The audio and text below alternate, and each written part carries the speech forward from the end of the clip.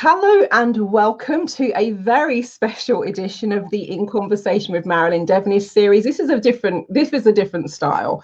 Ordinarily, we're speaking to people having interesting conversations about their area of expertise, which was still what we're going to do. And with this one, very special because we have a special guest with us today, and the circumstances which bring us together are a bit on the challenging side. So you have to have maybe been completely off grid to not know what's going on with the coronavirus.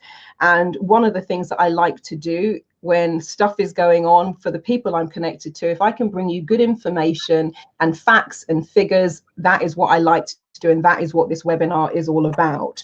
So I'll give you an overview of where we're going. I'll tell you a little bit about myself for people I haven't met before, and then I'm going to hand it over to our very special guest speaker, Dr. Margot Livingston, who is here with us. Are you out in Spain or are you in the UK? Where are you located at the moment?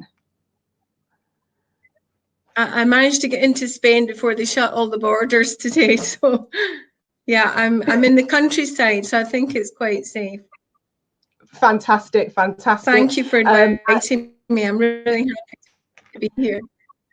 I'm looking forward to it. I really am, because I like good information, and there's been so many things floating around that I thought there's got to be a way to cut to the chase. And Vari and I were speaking, and when she said, "All right, viruses are my thing," I'm like, okay, stop right there. Would you be willing to do a webinar? So here we are. So to give you an overview of what we're doing, we're going to do an introduction. So I'll introduce myself. Vari will introduce herself. We're going to start with, what is the coronavirus and why has it taken the world by storm? Because there are so many people saying, well, it's just the flu. Everybody calm down. So we'll talk about that. Dr. Margot has got some facts and figures and the implications. I know she was working on those right up until an hour ago, so it's real up to date and up to the minute information.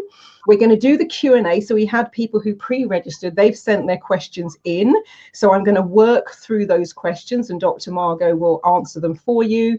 And then we've got a few things with regards to next steps. And if you wanted to take this further and get some further information, or even do an online consultation with Dr. Margot Livingston. So that's basically what we've got coming up. Now, for those of you who are with us live, Thomas has already found it. Oh, Thomas says he's in Malaga. There is a chat facility. So the chat is completely open. Everyone can see the chat. If you look next to the chat, it says Q&A. The Q&A is private, so only myself and Dr. Margot Livingston get to see the Q&A. So use the chat, use the Q&A. And if we've got time at the end of the webinar, I'll also cycle through and take some of the questions from the audience as well. So that's just how you navigate your way around the chat room. For those of you I haven't met before, my name is Marilyn Devonish. I have quite an eclectic background. I went from studying to be a chartered accountant and giving it all up to be a coach and hypnotherapist and NLP trainer instead. And the thing that kind of moved me into that is being very quiet and shy and wanting to improve my confidence and presentation skills. So the rest, as they say, is history. And one of the things I'm really fascinated by and passionate about is what makes us as human beings tick, what we can do to enhance our lives, and in this case, what we can do to not lose your mind in the wake of this pandemic. So, anything to do with emotional health and well-being is where I started, and have also transitioned into other things over the years. So for the last 18 years now, I've been writing for newspapers and magazines. Started off writing about emotional health and well-being. That now has a completely different remit. So this is just from the past couple of weeks in terms of featured in Forbes and Huffington Post and Psych Reg, PR Moment, BBC Radio Oxford. I did BBC Radio 5 Live last week talking about flexible working and the implications for technology as people are now having to self-isolate and work from home. So I'm really a fan of sharing information, good information, and letting the world know what's going on. And my particular interest, I'm from the other facet, the other side of this, because I've also been a flexible working and remote working implementation consultant since 2003. And that means going into organizations to help them implement flexible working strategies and enable people to work from home. And as you can imagine, 17 years ago, we had to convince people of the benefits. Now people are being forced into self-isolation. I've been working at home myself since the year 2000. I've been implementing online solutions since 2005 and have been doing kind of remote coaching and therapy all online for the past 15 years, if you're watching this in real time. And I've been rolling out online training solutions for my clients since 2013. You know, I've been doing video webinar workshops since you had to wind up and crank the handle, and the end of 2019 launched my full online expo platform where you can recreate the whole conference, main stage, you know, sponsorship booths, everything online. So when this happened, all of the things I've been doing for the last 20 years are the things that now people are being forced to do in a hurry. So it's a subject that I've been looking at. And then, you know, alongside with Dr. Margot, it's like, wow, well, you're looking at what's going on with this, and I'm looking at the implications of it, and how do you practically now continue business as usual. So that's a little bit about me and my background.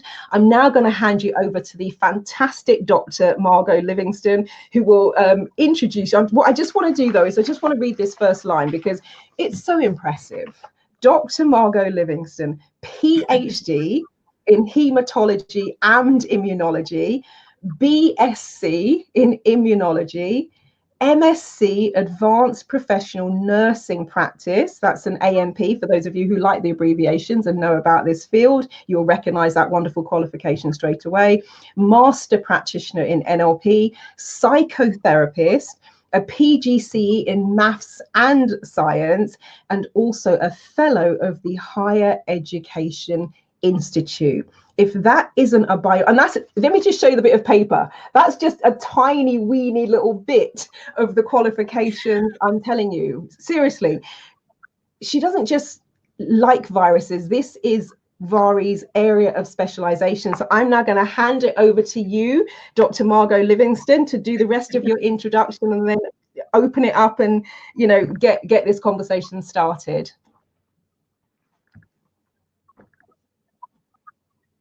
Thank you. Thanks a lot. Everybody hear me okay?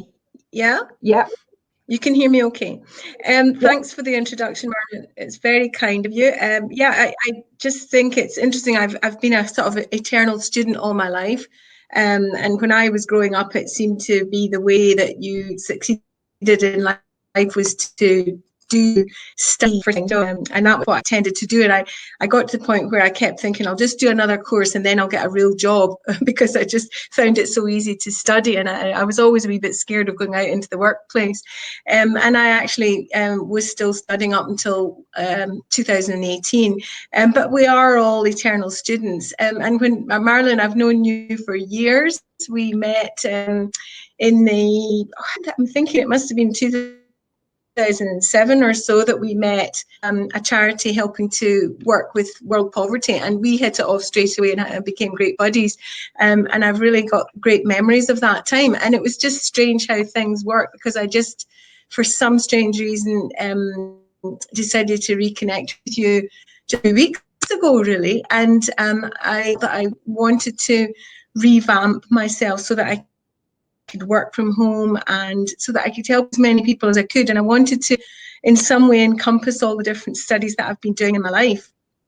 And Marilyn is absolutely brilliant at seeing things from a bigger, broader picture. And she immediately said to me that you need to be an online consultant. And it was so strange, because at that point we didn't even discuss coronavirus, but it's just because of coronavirus, they've just announced that all GPs have got access to video conferencing and video client interviews now. So it just seems interesting timing that we came up with these ideas. And when Marlon, we met in London a couple of weeks, in fact, it was a week ago, Marlon, was it? Last Monday?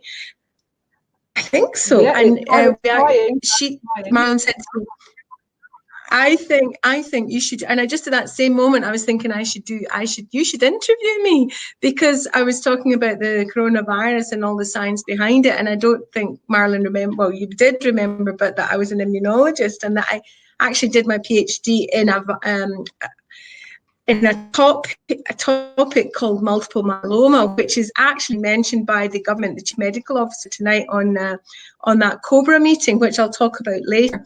So thank you so much for inviting me. I hope that you guys get a lot out of what we're going to talk about tonight. So Marlon, could you move to the next slide? Because I think we should start talking about the actual virus. Can you do that?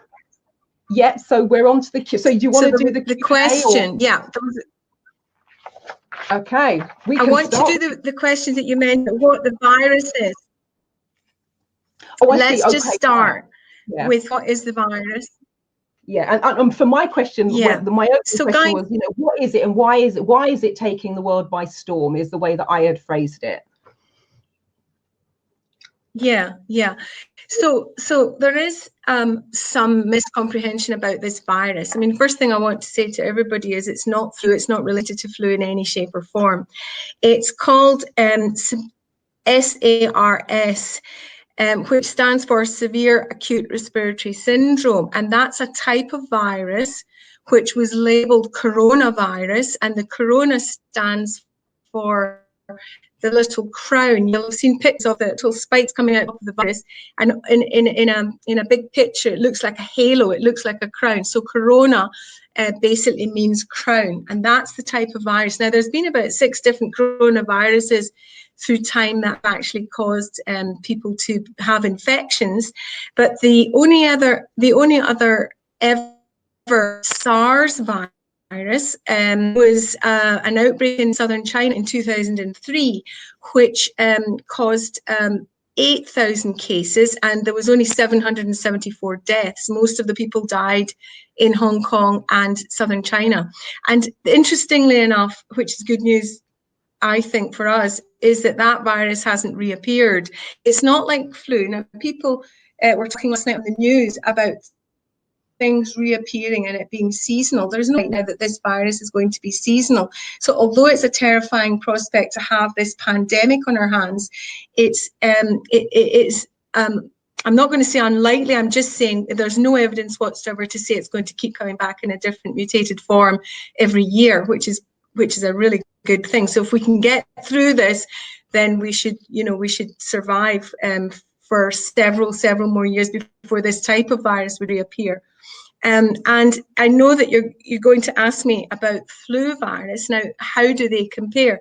So flu is a separate type of virus, and it has a less than a 1% death rate, but it tends to have vaccinations for flu virus. So what happens is flu does mutate each year, and sometimes it has small mutations, i.e. changes in its structure and how it causes the illness, because it's trying to survive, you see. So if it stayed the same, then you would have a vaccine against last year's flu, and if you had the same flu virus this year, nobody would get flu. So the virus is very, very clever. Viruses are really, really clever. They're not living organisms. They can't live on their own. They're unable to survive without a host long term, but they adapt according to the host so that they survive more.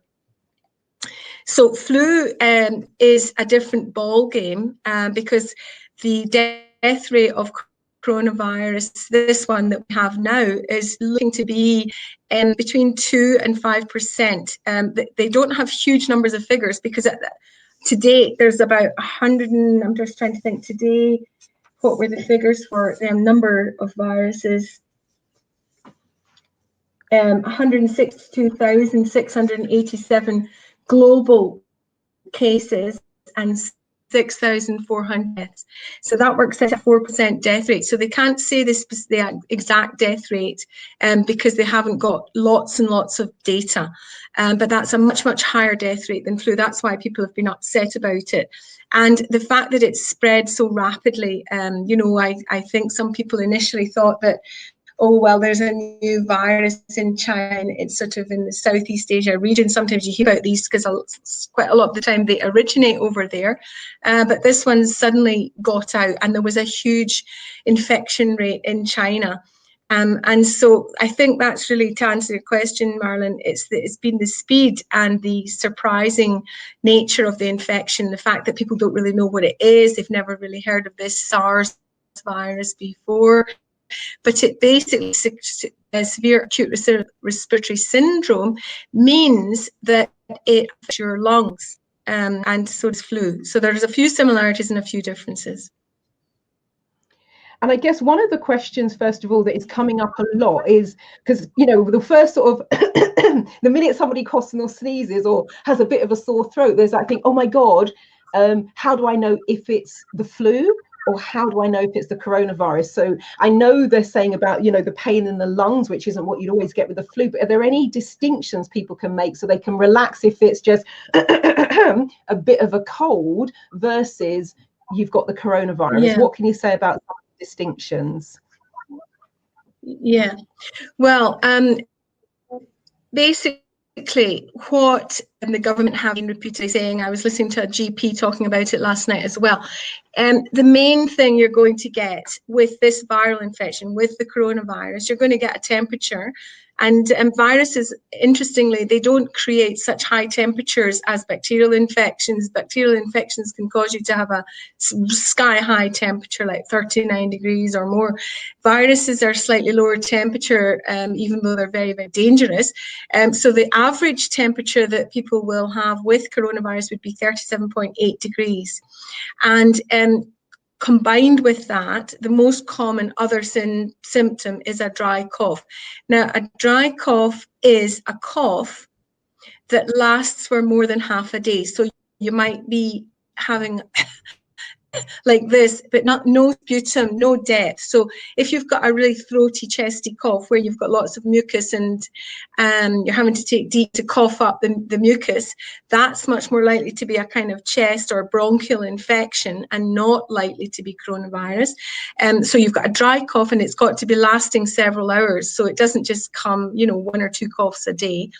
Now, combined with that, you would be tired. I think that's the third most common symptom of coronavirus, and overall absolute fatigue. You just literally don't feel like getting up out your bed or out your chair.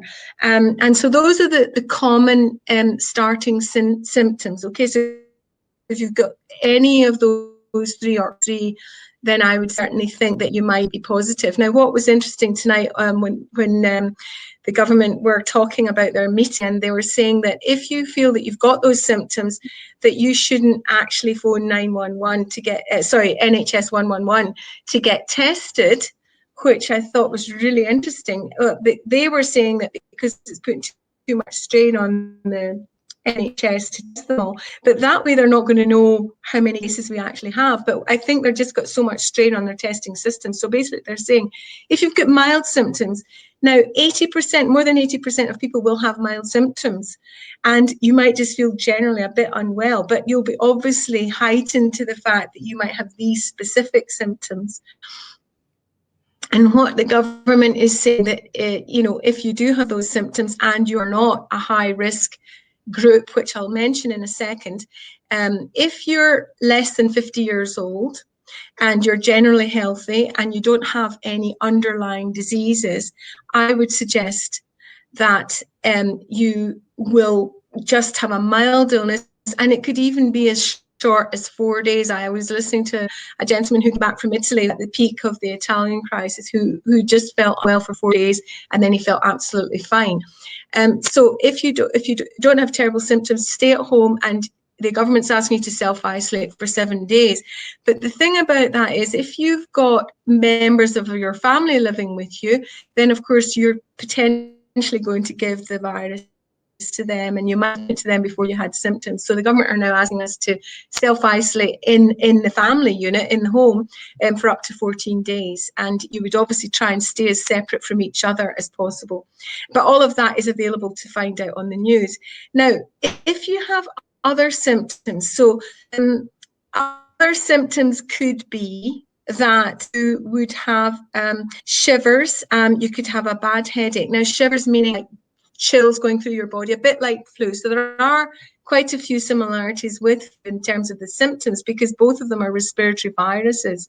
You would get aches, sore bones and aches and pains, but they are not common mild symptoms of coronavirus. So symptoms, the common symptoms are temperature of about 7.8, a dry cough, which is lasting more than half a day, and very extreme tiredness.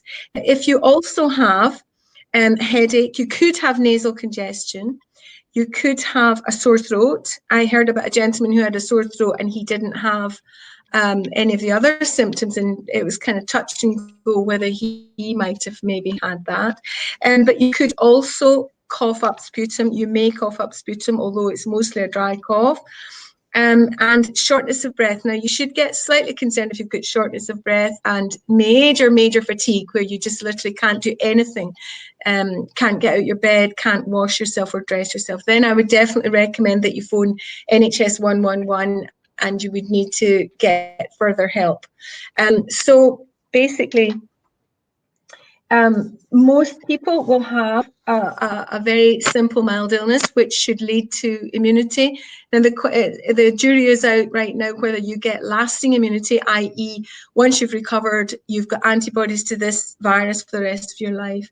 One gentleman has been reported in Japan who actually has been found the disease more than once, but we don't really know what the background of that story was. But hopefully you will end up being completely immune for the rest of your life.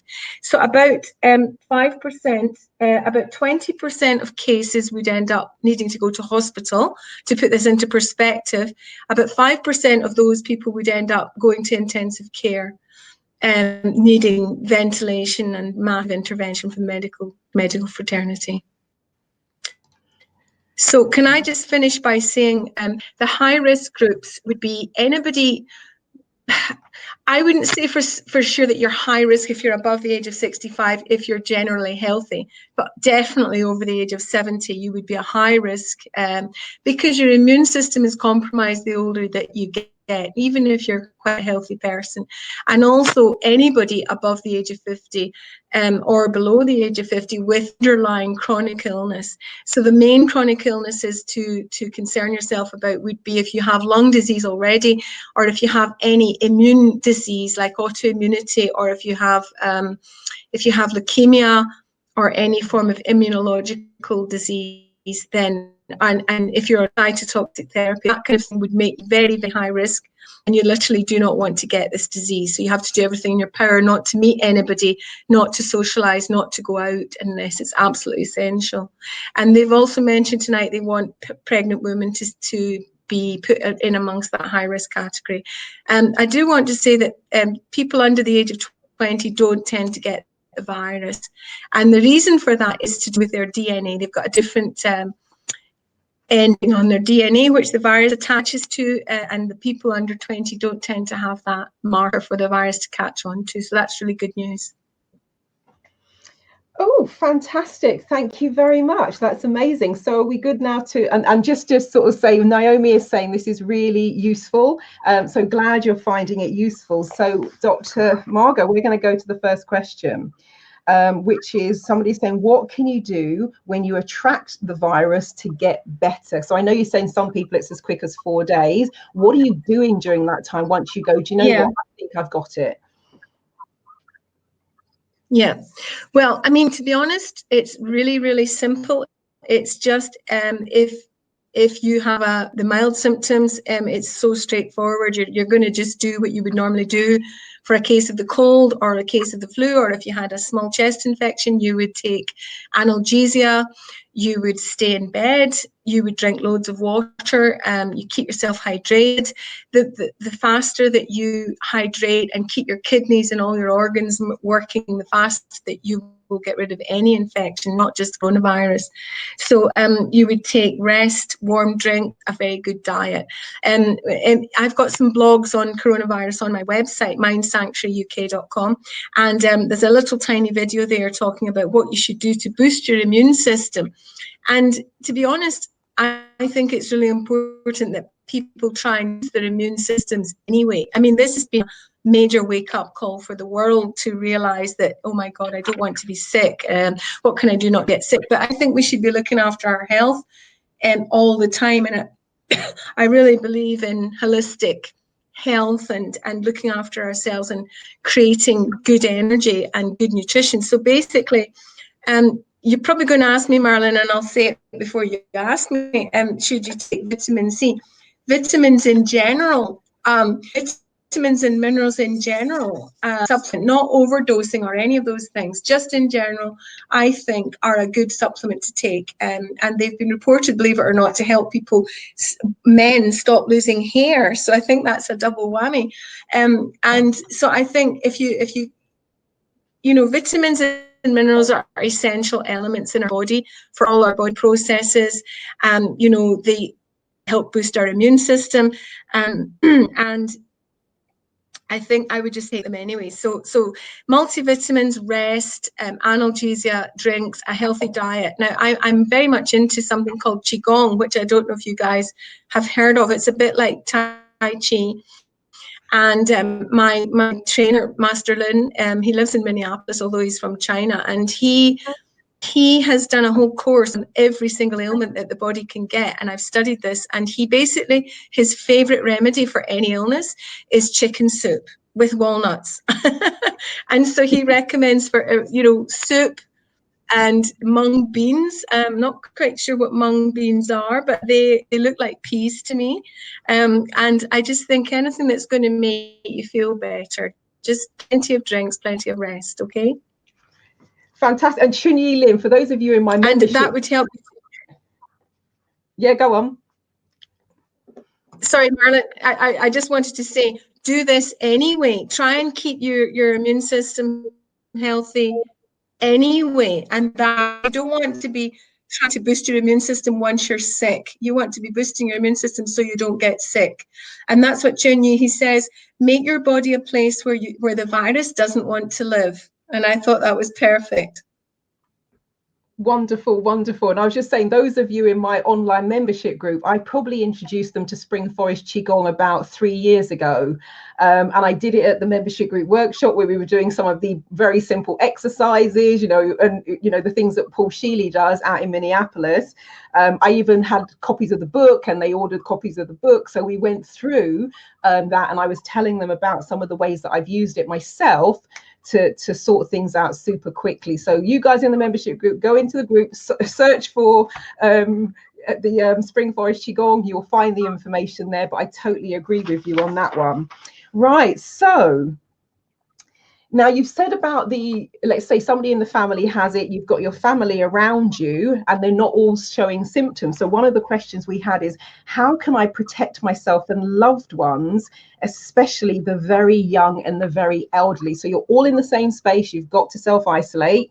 Maybe you haven't got a mansion where you can all be 10 feet apart all the time. What can people do to protect themselves, apart from, is there anything over and above boosting the immune system?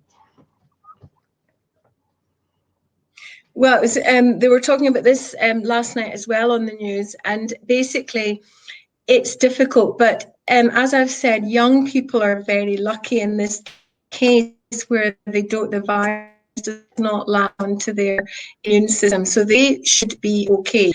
There's only been one case that I've heard of reported where a baby picked up coronavirus, but the actual mother was infected with the virus, and the baby was positive as it was born, and they're not sure whether that was passed on in utero or whether it was obviously in the secretions as it was being delivered. And we didn't hear if anything untoward actually happened to the baby. But what I would say is, the person that's got the symptoms, hopefully that person would have mild symptoms. If the person's really ill, they would have to end up going to hospital anyway. So let's assume that somebody in your home has got mild symptoms. They would need to kind of self-isolate. So don't sleep in the same bed as your spouse, for instance. If they've got definitely got the virus, try and sleep in a spare room, and make sure they use a different bathroom if possible. Use your own toothbrush, your own toothpaste, your own dishes, your own cutlery, where possible, do your own washing up, and just try and keep everybody separate if you can. If there's elderly people in that house, I would say it would be pretty important to get them out of the house. I wouldn't want having any elderly or compromised, like I mentioned, somebody with chronic health problems or 65 in the same house as somebody with positive coronavirus. So maybe they could stay with a relative or something, and they would have to self-isolate just to make sure that they hadn't caught the virus. Great, thank you. Okay, so somebody is saying they want to make, now part of this is already out of our hands because things are being cancelled. However, let's just assume they can still travel. They said, I want to make a rational scientific choice about travel. So any thoughts about that? Well, I did read that question, and I think the ladies wanted to go to Denmark. I don't know if she's already left, but she should have left by now if she wanted to get to Denmark.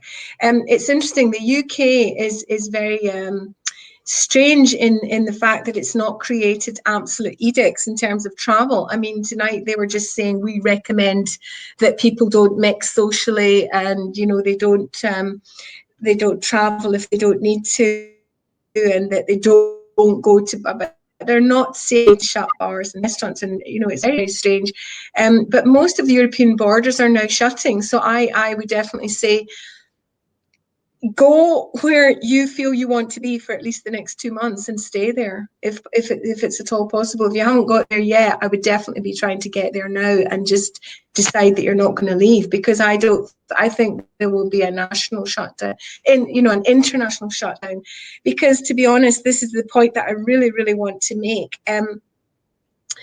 China has now started to see the slowest increase in cases that it's had since it started, right?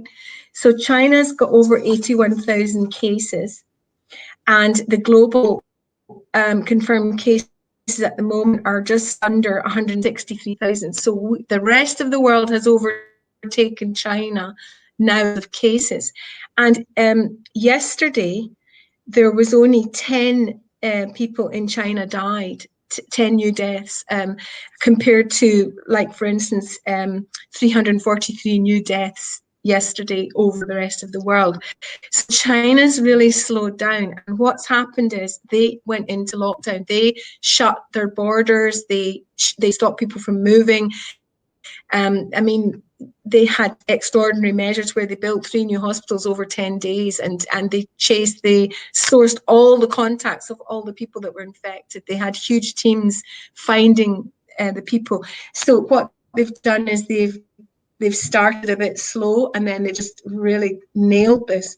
And that's the only way that this viral infection to be stemmed and not become very, very, very catastrophic, is to stop the flow of people. So even though the UK government is not telling us definitely you cannot go out and you must work from home and you must be at home, you have to take common sense to the fore and say to yourself, I definitely don't want to increase the spread of this. I don't want to get this. I don't want to risk contaminating or infecting any of my loved ones or anybody else nearby. And I would say that the only way to stop this spreading is to not self-isolate, but to just not socially interact. Don't go out, don't travel if you don't have to. I mean, I got back to Spain on Thursday, and on Saturday they basically turned around 2 planes on the way to Spain back to the UK and didn't let them in. And Spain and Italy, we are the epicenter of this pandemic. Europe is now the epicenter of the pandemic. And I think they didn't have the same kind of ethos that China got, where you just have to stop people from, and people were still mixing and socializing and working. And that's why it spread so rapidly in these countries. And they only now Spain and Italy have obviously learned that lesson. Now, the thing I wanted to say is that if you stop people from socially interacting, if you stop people from moving, like right now in Spain, we're not supposed to go out at all. Like we can go to work, we're going to work, we can go to the supermarket, or we can go for medical help. And Bust allowed us to walk dogs and no more, but you apparently have to be as quick as you can and come straight home. But basically that will stop the flow. So once you stop the movement, once people stop stop mixing as they normally would, it takes another 12 days for that to show up in the figures. So even though the British government are not demanding that you socially distance yourselves, I would seriously recommend that you try and do as much as you can not to travel, or to travel now and then not travel, you know, for a few weeks after that until this settles down, because the only way we can stop it being exponential and really, really affecting thousands and millions of people is to stop people moving. So, if the virus is unchecked, if nobody takes any precautionary measures, it doubles every 6 days. So if you've got 163,000 people in the world on paper with this virus right now, in 6 days that would be 325,000 people, and that's only the reported figures. And sources I've spoken to have said that it's probably at least 10 or 100 times more, because a lot of people aren't reporting to get counted in the figures. So we have to be really responsible and not move around, and that's the only way we're going to protect ourselves and our loved ones. Okay, thank you. And that very much is contrary to the advice, like you said, that's been given at the moment in the UK, which I know the rest of the world are going, what are the Brits doing? You know, they're just like, keep calm and carry on. So it is interesting. Now, okay, here's one. I know it may be that this also requires somebody who looks at body language, for example, but one of the questions is, what's the big deal about not touching the face? And I'm thinking, okay, is it because of the ear, nose, throat and all the, you know, the ways it can get in? So can you say anything more about what is it then about the face thing that seems to be so critical and so vital? Well, it's interesting because it's a respiratory virus, and I've got an awful lot of detail. I've put together a fact sheet, which has taken me a while to put together. I've put some science in there for you guys, and a lot of this information is going to be in the fact sheet. But what I would say is this: if you're going to get a respiratory, so there's viruses, right? There's over 340,000 known viruses globally, and coronavirus is a respiratory virus, influenza a respiratory virus, HIV is a sexually transmitted virus. So you're going to get HIV by sexually transmitted fluids, okay? So the respiratory virus can be passed on into your respiratory system. So therefore, the entry point for the virus is going to be mucosal surfaces, i.e. surfaces that are wet, that go inside your body, that lead to your lungs. So your mouth, straight down into your lungs, your nose, your breathing comes from your lungs, and your eyes are mucosal surfaces as well. So if you scratch your eyes or rub your eyes, you can introduce infection into your eyes. And you know what? I was reading a statistic that the average person touches their face 23 times a minute. And we're totally and utterly unaware of doing it. And I actually noticed myself doing it a minute ago, and I thought, oh no, I shouldn't be doing that. So basically, it's okay if you're. See, I've just done it. If you're living on your own, and you don't have coronavirus, and you're living in the countryside, you can touch your face as often as you like. But if you are getting the tube to work, and you're holding on to the handrail, or you're standing amongst a whole crowd of people, the last thing on the planet you want to do is touch your face. And the last thing you want to do is to be breathing in when somebody's coughing or sneezing, or even talking, because when we talk, we create respiratory droplets. So we have fluid. It's all very fluid, but it's got to be fluid for you to have a healthy lung system. And when we talk, we've sometimes seen it. There's a light shining. You can see sprays of fluid coming out your mouth when you're talking. And obviously sneezing makes 100 times worse. And so we pick up viruses and bacteria on our hands. We have loads and loads of bacteria and viruses on our hands all the time. If you put your hands onto a petri dish in a lab with some gel, and you covered up, you just put your hands on there for seconds, and you cultured that petri dish, you would find it covered in bacteria or fungi or all sorts of things the following day. So we have them anyway, and most of the time they don't hurt us. They hurt us if we're immunocompromised or if we're sick, or if there's a big viral infection on the go. So, for instance, you can pass on the virus by touching your mouth, rubbing your nose, biting your nails, anything like that. And the other thing that I find quite fascinating is that we can pick up this virus and other infections through inanimate objects. So, for instance, if I touch the handrail on the escalator, that coronavirus has been tested, and it can stay alive for 7 days. I've even had some say 9 days without a human host. Oh my God. So it doesn't die within half an hour because there's nobody there. 7 days. Now, the government figures are about 4 days, but I've had some research confirmed that it can live for 7 days without a host and still be totally infectious. So you shouldn't be touching inanimate objects. Now, inanimate objects would be door handles, escalator rails, poles on the underground, anything like that. And believe it or not, the virus can live on cardboard. So can you imagine if you get an Amazon delivery, and the driver's maybe got coronavirus, it lives for a day on cardboard. It can live for a day on cardboard. So I'm not to panic. All I'm saying is wash your hands. It's simple. So alcohol gel is only useful if you're out and about and you've got no access to hand washing. It doesn't help if you have access to hand washing is the thing that can get the virus off, but it's got to be really, really thorough. Your thumb is 50% of the movements of your hand. Your thumb does most of the work, so you have to rub in between and round the backs and clean your thumbs, and you've got to use running water and soap. If you sneeze, you need to use a clean tissue and throw it away and then wash your hands again. There's no point in blowing your nose, throwing the tissue away and not washing your hands. So we can pick this virus up, and that's how a lot of the infection is spread. So it's eyes, nose and mouth you have to protect from touching or from any, because when you touch things, they're going to go straight to your face.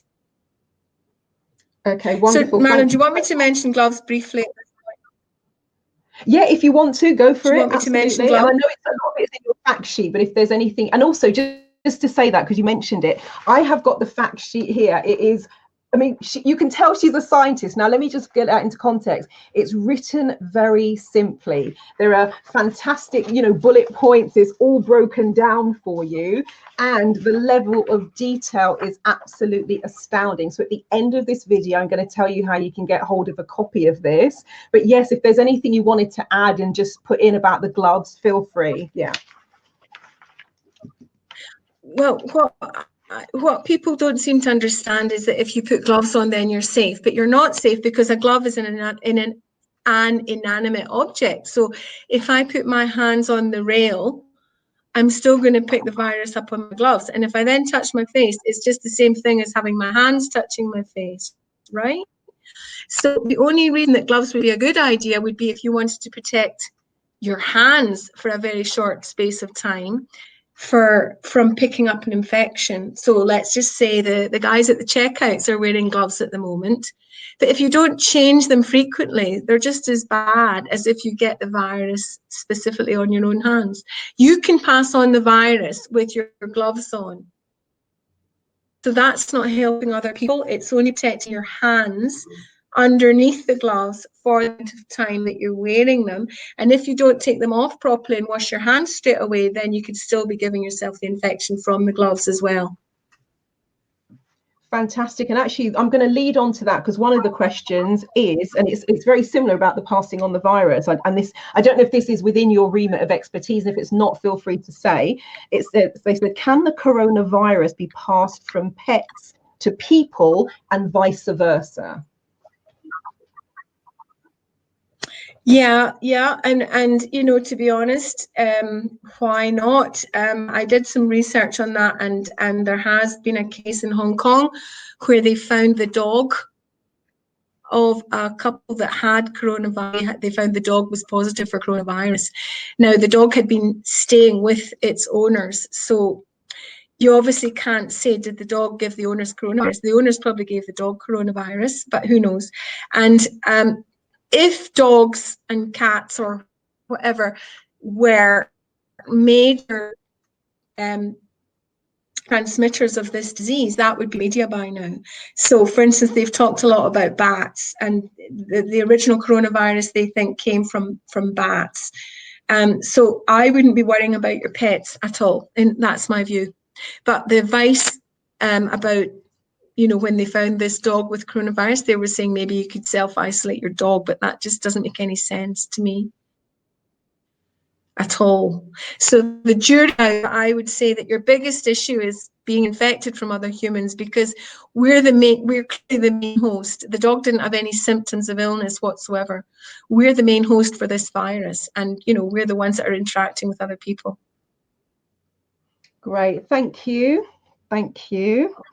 Okay, now, all right, so there's been sort of various things about the incubation period, which is as long as 14 days. So it means that somebody right this second could have the coronavirus, feel absolutely fine, and be going out and doing the interactions, maybe going to the supermarket, exchanging the cardboard boxes. So in terms of the incubation period, how many days before somebody gets an inkling that there's a problem here and they really should now take themselves out of circulation and start self-isolating? Anything else to say about that, to give people a bit more clarity? Mm-hmm. Well, the incubation period has been shown to be between 2 and 14 days, okay? And some people have said that it could be as long as 24 days, which is unbelievable. And that's probably one of the most kind of daunting prospects about this virus, because originally the scientists were saying they didn't think it was transmitted when people were asymptomatic. So in other words, before they had any symptoms, they didn't think that they were infectious. And so therefore, once somebody started coughing and sneezing and having a temperature, then they would pass on the virus. But we cannot rely on that at all. So I would say the most common incubation period is 5 days. So anything between 2 and 14, but most commonly days that you would start having symptoms. So I would suggest, I think that all of us should just try very much to minimize contact with other people apart from our immediate family that we're living with, as a precautionary measure. Because as I said, the only way that we can stop this becoming really massive is to stop passing it on. And the only way we can do that is by not contacting with each other. So I would say if you do start getting symptoms, definitely self-isolate for 7 days, and everybody in your family in that house, not in your family, but everybody that's living in the same house as you, would need to self-isolate with you for up to 14 days. That's new advice from the government today. Now, the reason that they're saying 14 days is that obviously you might get the virus and then you were asymptomatic and you don't know when you passed it on to those family members. So they're adding another 7 days onto that. They might have picked it up just after you got your symptoms. So that's, I think that's quite good advice, but I would definitely say just try, and if you've been anywhere high risk, then just, try and self-isolate anyway. Wonderful, thank you. Now I'm going to go for a few questions that we've had appearing in the Q&A. So let me scroll to the top there. Right, so there's probably about 2 sentences worth here. So first bit is there have been some indications from China that some people might not be able to build a proper defense in their immune system against this virus, or that the virus mutates and reattacks. So any thoughts on that? So I know you said yes, so far the jury is out as to whether you can recatch it again. Yeah, well, it would be amazing if the virus mutated really quickly. I mean, mutations take time. They don't happen overnight. It's the same with humans. Now, if this guy that they said had been reinfected with the virus, I think it was in Japan, it wasn't China.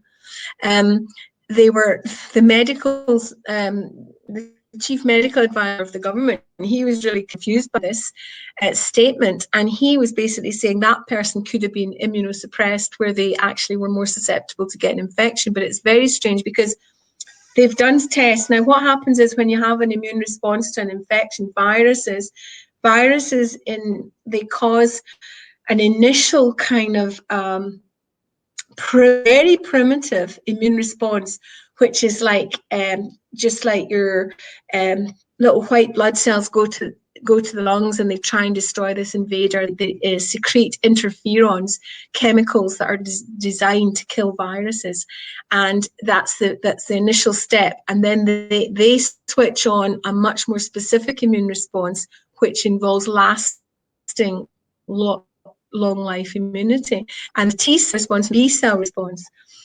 The T cells are more effective against virus. You normally also have antibodies, and the B cells produce antibodies. The scientists tonight were saying that they have found antibodies which kill coronavirus in the bloodstream of people that have had the virus.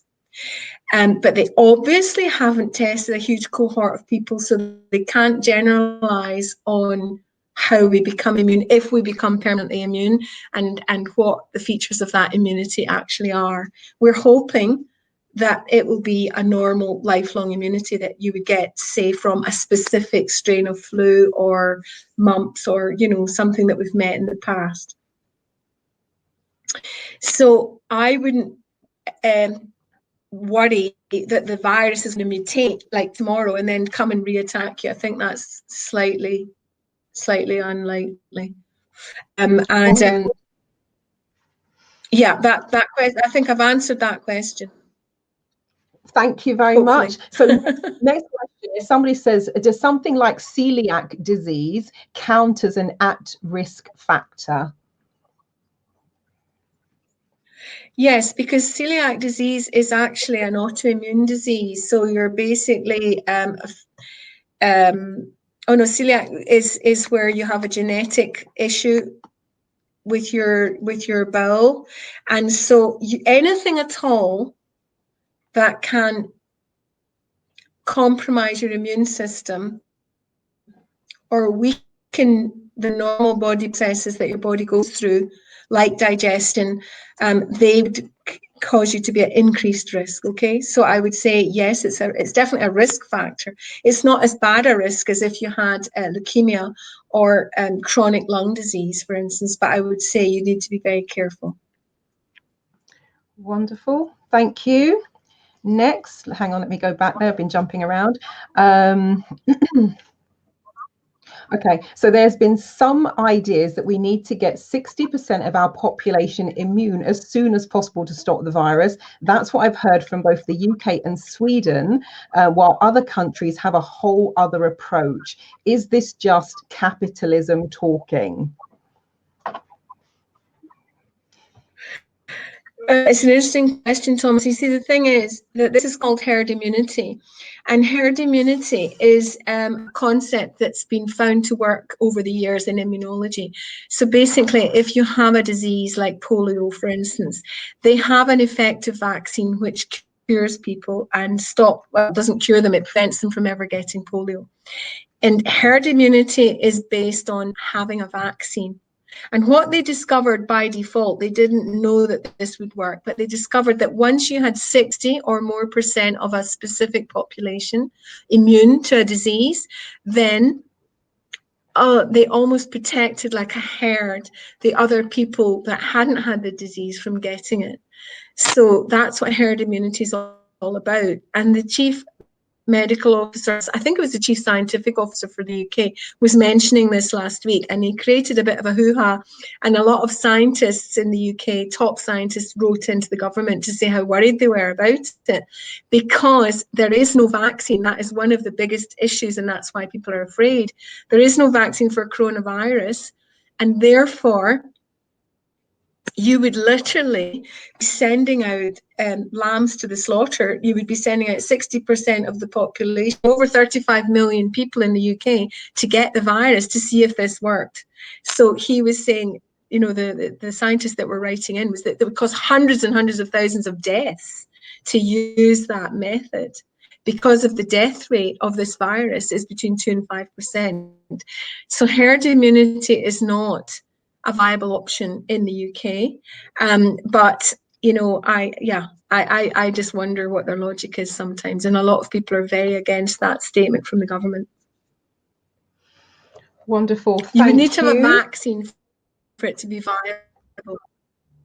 Great, thank you. And that might, and again, I have to just say, for the person who's asked the question saying, why is it that policies differ so much between countries? Let me just put a proviso in that Vari she's not a politician, but I'm going to still, is there anything you want to add to that in terms of why the policies differ so much, where somebody has completely shut down, everybody's off the streets, versus us still wandering around having coffee outdoors? Any thoughts on that you haven't already shared?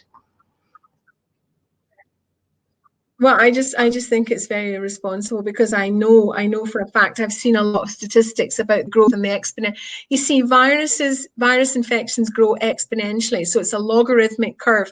So you start going along quite slow, and then because it doubles, it just goes like this. And that's if there's no checks or balances in place. So like I said, this coronavirus doubles every 6 days.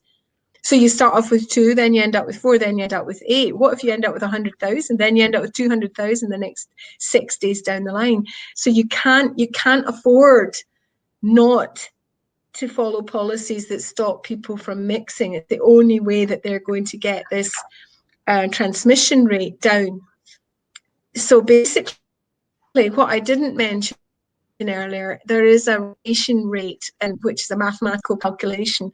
And so, for instance, if one person has the coronavirus, they are likely, if unchecked, if just continuing to mix, to infect between 1 and 4 people.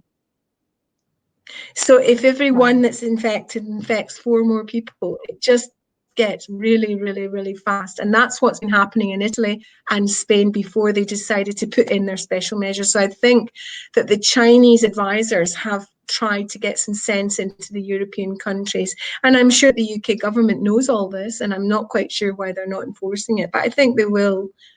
But every day that they don't creates much more risk of people getting the disease. So we need to just do it ourselves without the government telling us. In the UK, we need to just not socialise and not mix and not go to work if we can help it. Great, thank you. And this is coming back to somebody with symptomology, and I know we had a very quick chat offline about this one yesterday, but just for people who might have a similar thing going on as well. So they said their child has a deep chest burn and a tightness that you get pre-chest infection and pre-lurgy. So they wanted to know, is it a chest infection or is it a potential precursor? And I know that you were talking about the telomeres yesterday, so I don't know if you want to add a bit to that, just in case there are people listening who actually have children. Well, basically, I wouldn't worry if you've got children. Any young people under 20, the virus actively does not tend to infect. It's non-contagious for young people. And the reason is that there's something at the end of your DNA called a telomere. And we tend to grow this telomere. It's a sign of aging, and it's a sign of longevity. I actually used to talk about it at university when I was talking about public health to my students, and we did a study on telomeres and all the rest of it. So basically, babies have very, very short telomeres, and the virus being found. No, this isn't out in public knowledge, actually. It's just scientific research that I've been studying. Basically, the virus attaches to the telomere in order to get into the cells where it infects the host.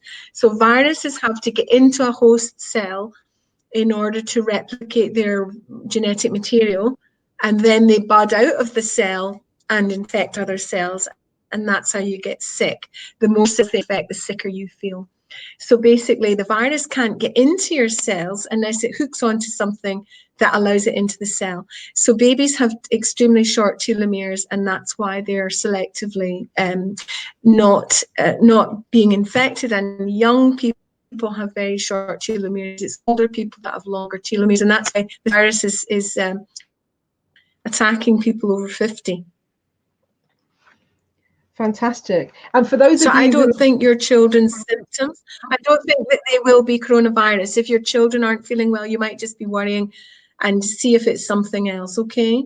Hopefully it is. Wonderful, thank you. And for those of you who've joined me for my Greg Braden interviews, tell him he's talked about a lot extensively in terms of the anti-aging side. So you might want to go back and listen to definitely the first interview that we did, because he talked about it a lot there as well. So that's definitely a good one to go back and re-listen to. So let's go back over here. 1 second. Hang on, there's a red light on in the chat. So, all right, so Leslie, I read on Facebook that I'm touching my face. I read on Facebook that the French government has advised against taking non-steroidal anti-inflammatory medication, and they mention ibuprofen as it may be associated with worsening of COVID-19. Does this make sense, or is it fake news? And that's in the public chat if you were wanting to go and look at it for yourself as well. Yeah, no, I've read that. No, I haven't heard that I haven't heard any contraindications of any analgesics for COVID-19. Basically, non-steroidal anti-inflammatory medication will work they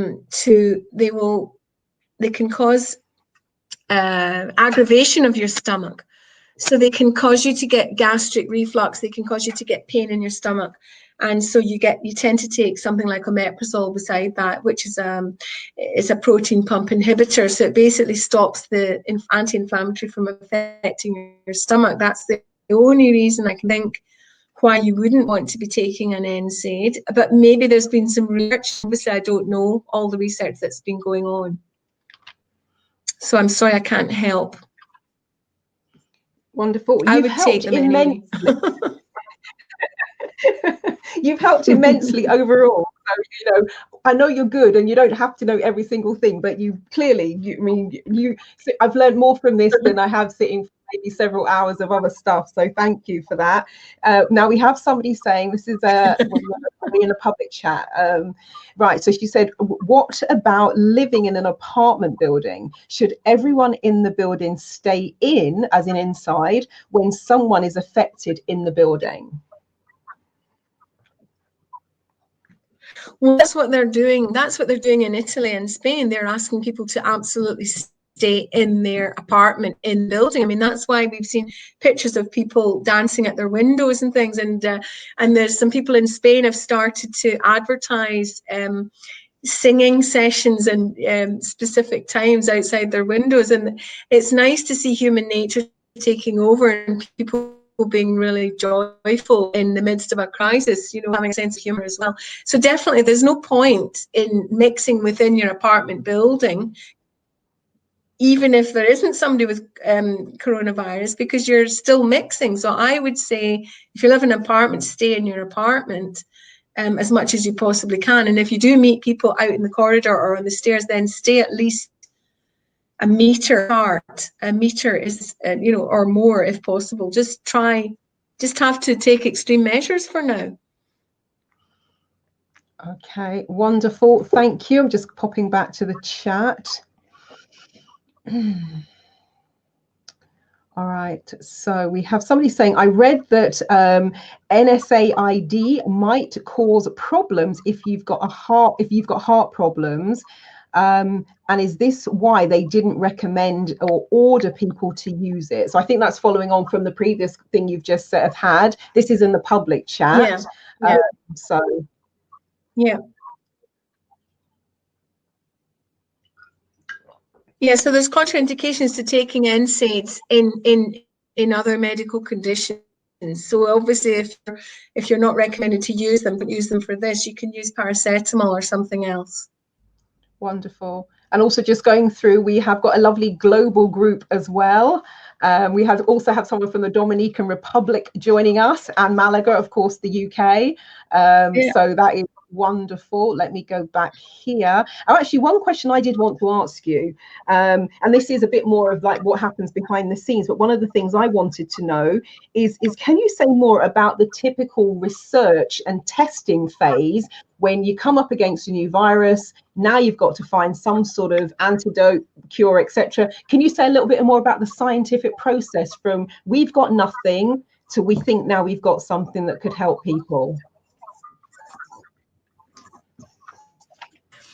Yeah, yeah, yeah. And I mentioned all of this in my fact sheet, that basically the process when you want to find a vaccine to a new infection. So what you have got, so basically you've got a virus, okay, and it's got the spikes on its top. And so the bits that create an immune response are going to probably be the spiky bits, because the whole virus itself creates an immune response to different parts. So some parts of the virus won't be immunogenic, if that makes sense. They don't create an immune response. It's usually the contact bits that do. So that researchers will be studying every part of the virus. They've got the code now. They have actually DNA coded the entire virus. So they can actually make this virus from scratch in the lab because they know the genetic code of the virus. So what they'll be doing is they'll be testing different parts of the virus outer structure to see which parts create the most effective immune response. So you don't want a weak immune response, you want a very strong and powerful immune response. So once they'll have, they'll decide on 4 or 5 or more different parts of the virus that they want to test, and they test them on animals. They test them so the way they test them in the lab is that they mix them with white blood cells in vitro. So they're not obviously putting them anywhere near anybody that's alive. So they use macrophages and the killer cells that normally would destroy an organism, and they watch them and they test the DNA and see what's happening, and see they're looking for markers of an immune response, and they'll work out which is the best immune or which is the most antigenic part that they've found. And after they found that, it's quite a long process because they have to do more in vitro tests in the lab, and then they test them on animals. And then, of course, they don't know if it creates an immune response in an animal, it won't necessarily create an immune response in a human. So they have to then start human trials, and they tend to get volunteers to do that. Maybe people who have got the disease and there's no hope for them, they might be going to die. They use they have to try and make it as what's the word I'm looking for, by ethical as possible. But they've got a whole long procedure, got to get government approval, and this. But you see, the good thing about this is that every country that's got the virus is going to be working on it, and there's a lot of collaboration going on. So I think this process will be rapid, and it will be massively funded as well. So there'll be lots of scientists collaborating to create the perfect vaccine, and we may end up with more than one vaccine, which is good news, but it's going to take at least a year. And I know that I'd seen, because they have to do testing on humans. Right. And I'd seen some advertisements where they were offering £3,500 for people who actually wanted to put themselves forwards to be infected so they could be studied in the lab. And I sort of thought, okay, so is that a way to shortcut the process? Now you've got people who are willing, giving consent. Is that another way to do it? Sorry, could you just repeat the last bit there? So people volunteering themselves in exchange for payment, is that another way? Oh, yes. Can you shortcut the process?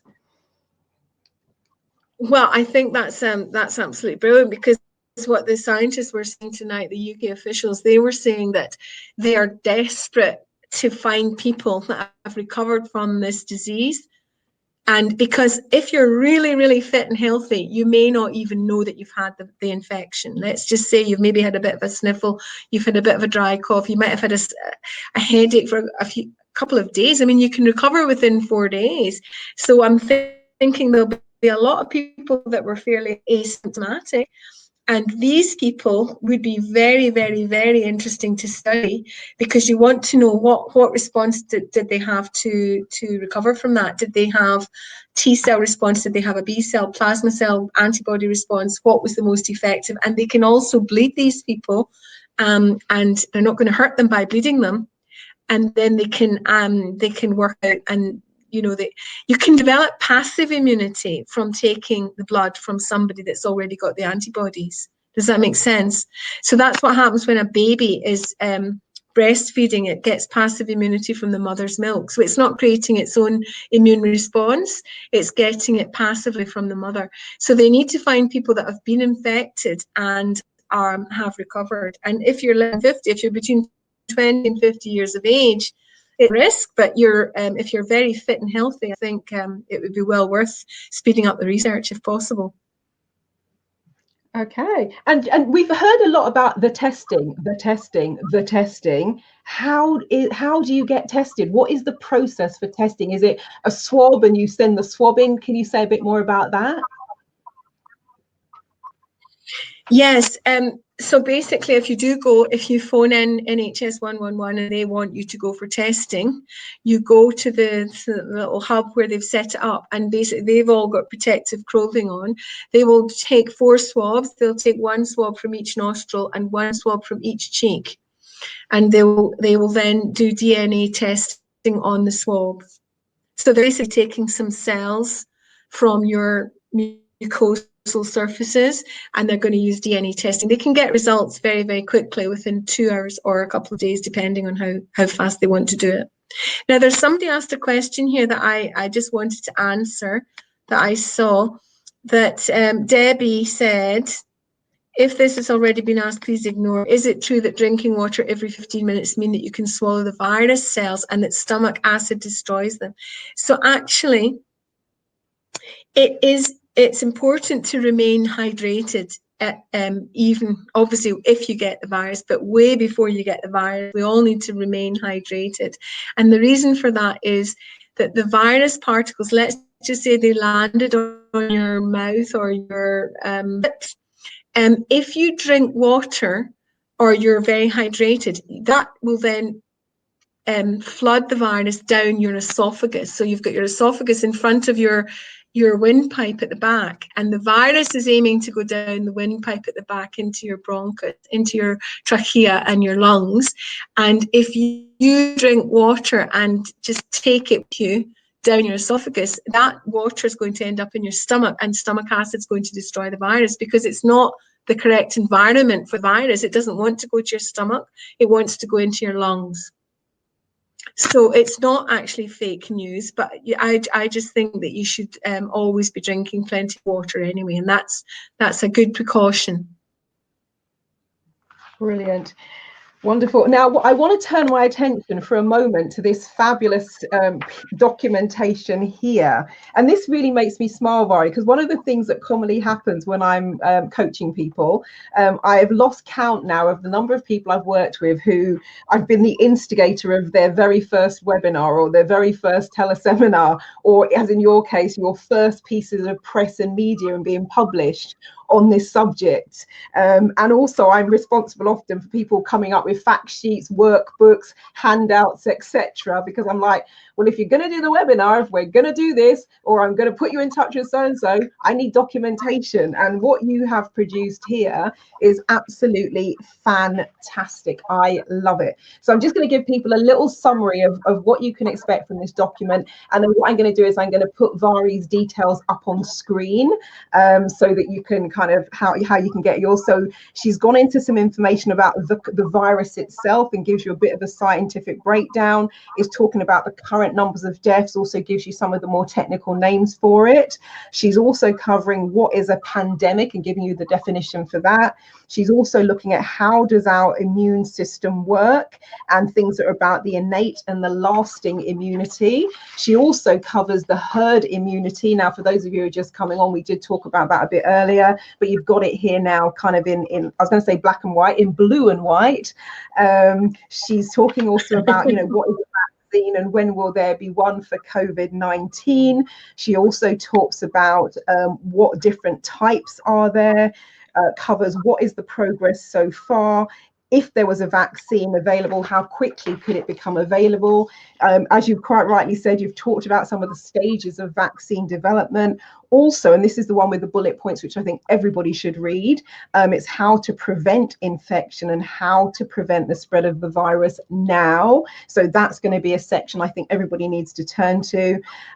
Symptoms and the course of the disease in terms of the way that it kind of progresses, and also what to do with those of you with mild symptoms. I love that you've got here about the disposable aprons, the masks, the gloves, and how to kind of work effectively with those.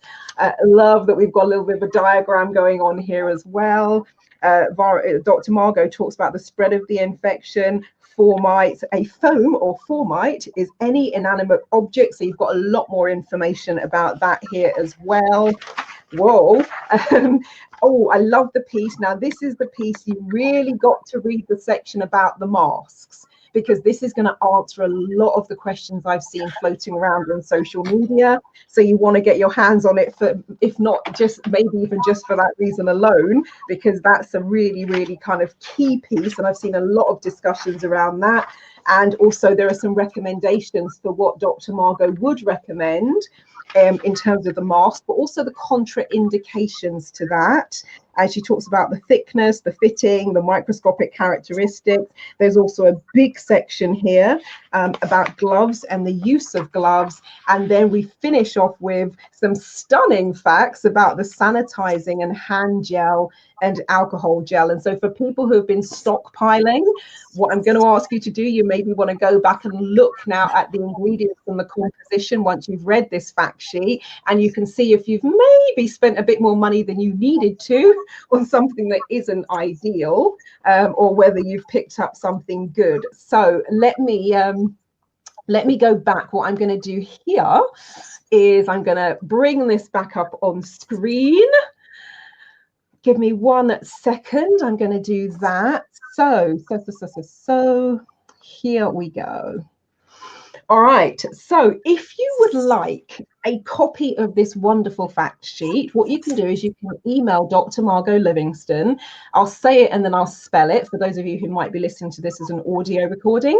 It's info@mindsanctuaryuk.com. So info, info at mind, mind, sanctuary, san, so that's S for Sierra, san for November, CTUARY UK.com. So info@mindsanctuary.com. That's where you can get hold of a copy of the UK.com. Yeah, UK.com, sorry. And then in terms of social media, the sanctuary_UK. And so those of you who have booked on this webinar, you've already been on the landing page. So the links to Instagram and Facebook and Twitter are on the landing page. You can go back there as well and just click on those, and that will take you right there if you wanted to get hold of a fact sheet. Oh, actually, while we're talking about it, let me find this as well. Nearly touched my face but caught myself. Let me have a look, because my brain is like, don't you dare. So I'm just having a little bit of a look at something I created. And also, Dr. Margot, if there's anything else that you think we haven't talked about, that we haven't covered, that it will be useful for you to share, is there anything else you wanted to put into the mix? Thanks a lot, Marilyn. Thanks so much. It's just been really fun to do this. And as you know, I'm not a stranger to public speaking, but I just haven't done it for a while. I've talked in front of quite a lot of people, hundreds of people really enjoy it. And I would love to be able to see you all, but thank you so much for joining us. I feel I've talked far too much. The other thing I wanted to say, I'm running online consultations because as Marilyn has mentioned in the introduction, I'm basing myself as an online consultant. So I'm an advanced nurse practitioner, which means I can assess medical issues, medical physical issues. I'm also psychotherapist, so I can talk to people who might have some mental health issues as well, including addiction. And my aim would be to act a bit like your GP. Like, I know a lot of people in the UK can't get appointments with their GP, and certainly now nobody's encouraging you to even go near your GP. And I can do a full online consult, so an assessment, diagnosis, and from a plan of care, a plan of action. I can give you advice. I'm a licensed non-medical prescriber as well on medication. So if anybody is interested in private sessions, if you go into my website, you can find out all about that on there. And if you email me, you can get the fact sheet. I'll be happy to send it. I'll be happy to give you free advice on coronavirus. Anything that anybody forgot to ask or would like to know more about, just let me know. And I think the other thing, Marlon, is just to thank you very much indeed for connecting back up with me. I think the universe works in wonderful ways, and it was a really good meeting of minds, the two of us getting together again, because I feel that I have a lot to offer in terms of helping people who are frightened about this new pandemic. You know, it's really quite a frightening situation. All of our lives are changing dramatically because of it. And if I can help in any way, I'm really, really happy to be able to do that. And thank you for giving me the insight and the forum to be able to write a few publications for people that you've recommended me to in the last couple of weeks, and for getting me focused and on board with writing the fact sheet and getting the information out to everybody. As I said, I'm really, really interested in natural health and well-being, and Chun Yi Lin was talking about coronavirus a couple of days ago. He was saying, he talks about the 5 steps, what's it, it's called, I do it every day myself. Very interesting. I've been doing it for ages since he released it. The 5 elements of Qigong healing. And basically, I'm a feng shui consultant as well as a Qigong healer. And he is really into feng shui. And basically, your body is connected, all your organs are connected to elements of feng shui. It's absolutely fascinating. The whole thing all connects up to, it's not just your environment where you live, but it's actually your body that needs to have this balance. And the 2 exercises that he recommended to combat coronavirus, the 2 areas that can be affected are pancreas, because the pancreas is the main headquarters between the top of your body and the body, so it connects up your heart with your kidneys, for instance, and your lungs. And so he mentions the 5-step element Qigong healing, which I do every day. So if anybody's interested in learning those 5 steps elements of Qigong, it can take you 10 minutes to just center your energy every day. Just get in touch with me and I'll help you to do that. Fantastic, fantastic. And also what I'm going to do, because Dr. Margot has been very generous with you all. Let me just see if I can find it. All right, so what I'm going to put into the chat now is a link. Now, her sessions are online consultation sessions if you wanted to actually, you know, talk through your symptoms, have a diagnosis. And of course, it doesn't have to be about the coronavirus. Vari is a nurse practitioner, so has prescribing powers and all sorts of wonderful things. Pretty much when you were talking, I'm like, man, you sound more qualified than many of the doctors I know in terms of your knowledge and expertise. If you did want to book a consultation, she's doing a consultation session at £50 instead of her usual 60 for those of you on the webinar. So I've just put a link into the chat where if you wanted to do that, you can do. I was also just looking at some of the comments, so I just want to share some of those out loud for people who are maybe going to be listening to this later. So we've had several people saying, great, that makes sense. Somebody says, you know, thank you. Deb says, thank you so much for your answer. That was about the kind of the water piece. Dave says, hopefully beer works in the same way as transporting it down into the stomach.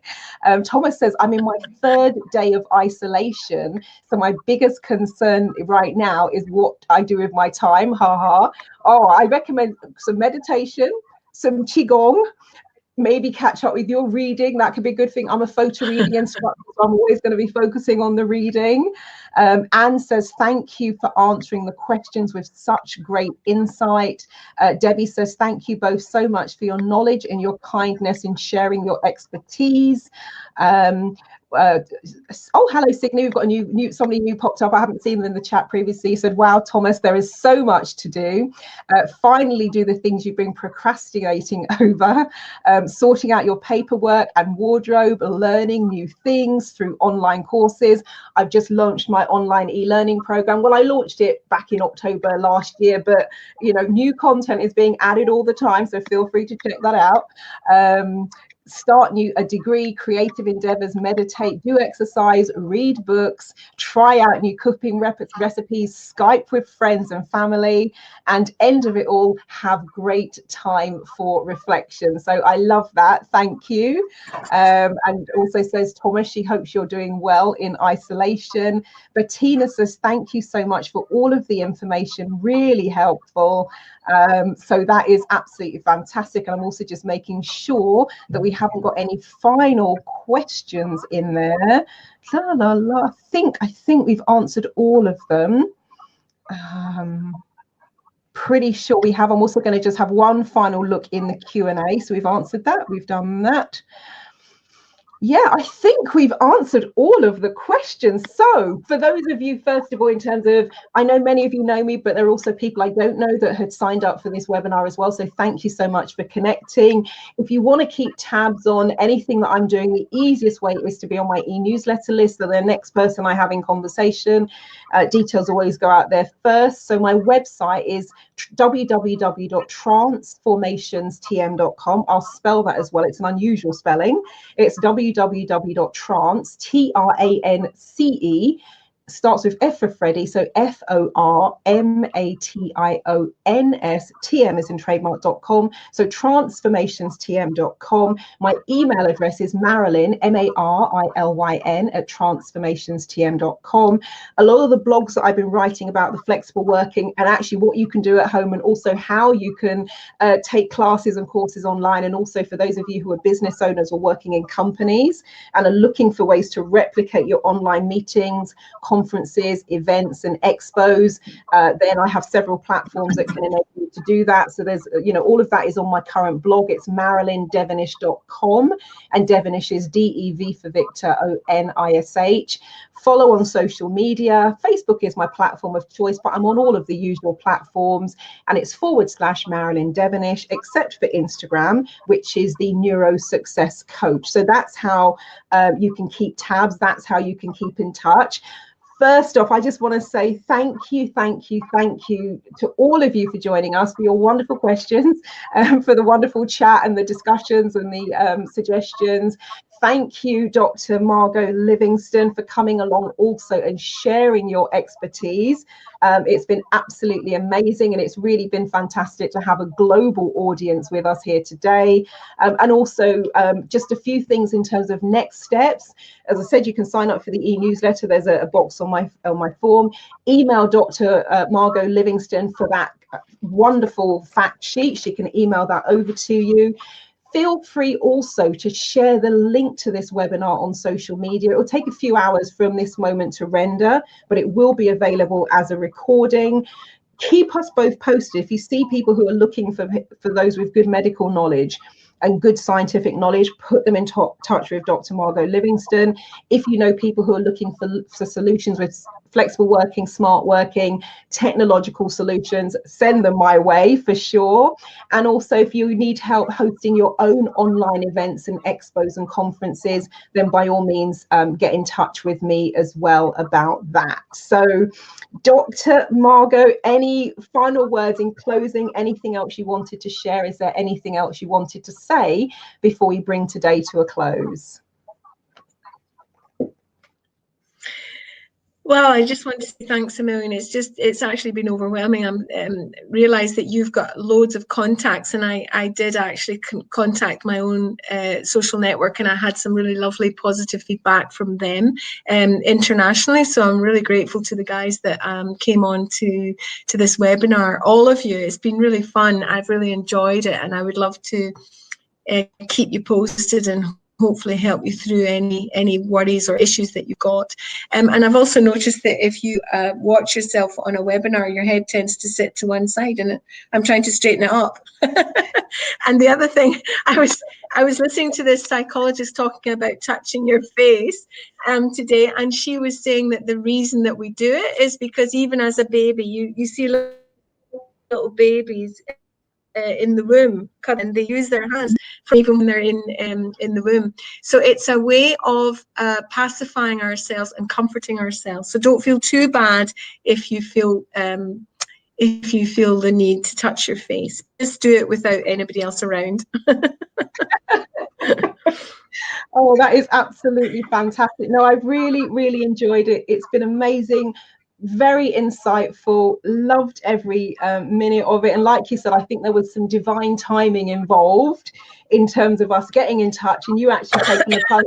You know what, I will book a coaching session. So I think we've done pretty well with just 2 hours worth of coaching to go from like no idea to solid idea, documentation, articles in the press, webinar. So I think it's pretty good going for 2 coaching sessions, even if I do so myself. You're so wonderful, Marilyn. Thank you. So I just want to say thank you again for those of you, everyone who joined us. Also, thank you so much if you've taken the time to watch the recording as well. That's been amazing. So we're going to sign off now. Dave says thank you to you both. Thumbs up. You are most welcome. Thank you for joining us. And yeah, feel free to share, follow Dr. Margot Livingston on social media as well. And let's all stay healthy. Let's all stay safe. And just to remind you, because it's something I said when I did the interview with BBC Radio 5 Live, I don't think they managed to include it in the segment that I did on the 6th of March. And I was there, I was live on the show last Friday. But one of the things I said when we were doing the pre-chat is, yes, it's all very well stockpiling the toilet paper and the hand sanitizers. I really also hope people are stocking up on good food and also some vitamins, because you want to actually keep your immune system safe. And so I'd say that's one of the messages I take away from this as well, as Dr. Margot has said, is doing that while you're healthy, rather than trying then to shore it up if anything should go wrong. So, you know, wishing you all a safe and healthy week, month, year, and rest of your life ahead. And thank you so much for joining us. Bye. Thank you, everyone. Bye. Thank you. Wonderful. Brilliant. It's been amazing. So I will now press stop recording first of all. There we go.